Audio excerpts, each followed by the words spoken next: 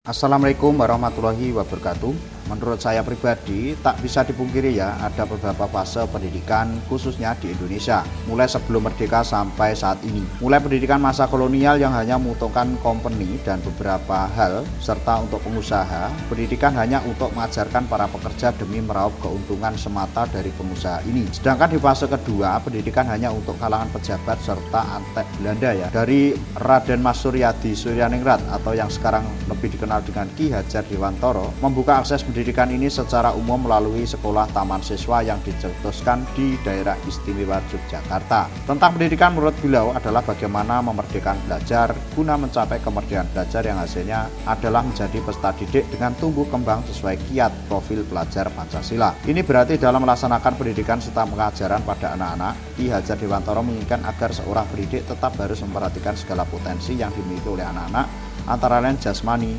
rohani, moral, etika, dan estetika. Dalam dunia pendidikan, seorang guru bisa diibaratkan seorang perkebun, di mana mereka harus menyiapkan tempat, menyiapkan pupuk, menyiapkan air, serta menjaga agar tetap aman dari serangan hama maupun gulma, agar nantinya bibit-bibit ini bisa tumbuh secara optimal, serta bisa menghasilkan bunga dan buah yang sangat berkualitas. Pertanyaan kedua, bagaimana Anda memandang diri Anda sebagai pembelajar atau guru dan pembelajar atau sebagai murid jika dikaitkan dengan pemikiran KHD? Di posisi saya sebagai seorang pembelajar, setuju sekali dengan pemikiran Ki Hajar Dewantara tentang pendidikan yang menjadi dasar pendidikan tanpa mengenal zaman. Hal ini juga sebagai dasar pemikiran untuk berbangsa dan bernegara sebagai tujuan kemerdekaan serta sekaligus sebagai tujuan pendidikan nasional. Hal ini berakibat tumbuh kembang anak akan tumbuh secara optimal sesuai kodrat masing-masing sebab tidak dituntut keseragaman.